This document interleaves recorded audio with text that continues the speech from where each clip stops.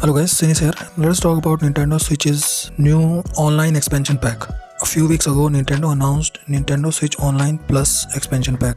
What this pack includes is ability for players to access Nintendo 64 games on their Switch systems. Now, people were very excited about it. Only thing that was not appealing about this new announcement was the price.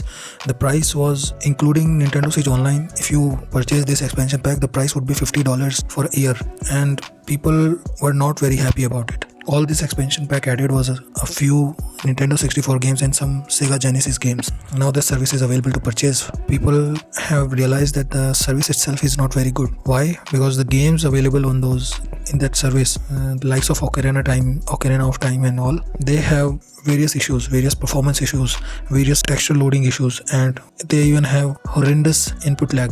So people are not very happy about it either, and those unhappy gamers are making their concerns heard on Twitter. So let us see how Nintendo responds to it. Now guys, let us talk a little about Far Cry 6. Ubisoft released Far Cry 6 like a few weeks ago, and the reviews were okay. All the reviews said was that the game is just what it says. It's a Far Cry game, but it's the sixth installment, and it's not very different. It's nothing new except for some new backpacks that ordered some abilities to players like rocket launchers and stuff. So leaving all this aside, the point of my mentioning this game here right now is that all of us know that Ubisoft's games are boring. They get boring eventually. Why do they get boring? Because Ubisoft has a habit of filling their maps with useless things to do. So they did so with this game also, and maybe many people decided that they don't want to go on with it, and they just completed the story and just left or stop playing the game altogether. So what is Ubisoft's solution to this thing? How is Ubisoft making sure that people keep on playing this game? Well, Ubisoft is sending players mails calling them losers and challenging them to come back and resume their story from wherever they left it. Now, maybe no one would agree with me here, but Ubisoft is just acting like a mobile game company, a company that's just too desperate, sending push notifications to people's phones in hopes that they would come back and start playing their game again. Maybe they're doing this because they're planning to turn Far Cry 6 into a live service game. Let us see.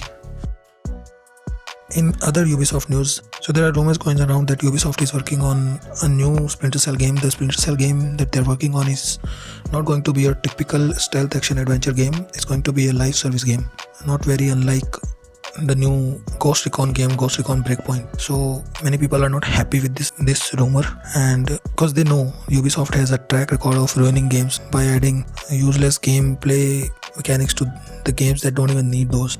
I mean, can you imagine a Splinter Cell game in an open world environment? It can work. Metal Gear Solid worked that way, but Ubisoft is not Konami, or Ubisoft's game directors are not Hideo Kojima. They might end up just ruining it for everyone, for all their fans, and they might end up ruining Splinter Cell's legacy. So let us see what they're working on. Let us see if these rumors have any truth to them.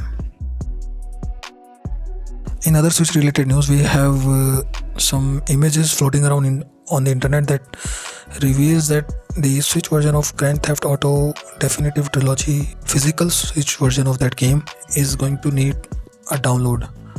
Of how much GB it's not specified yet, but it should not need a download because the game on PC is going to need 45 gigabytes of space, and the largest size of a Nintendo Switch cartridge is 42 gigabytes. So as far as we all know, the games tend to be way smaller on Nintendo Switch.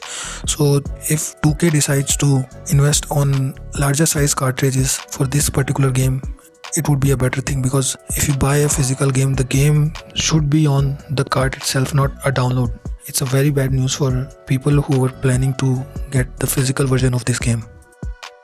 Okay guys, this is all I have for you today. I am also working on something very special. I'm working on a retrospective of Far Cry 2.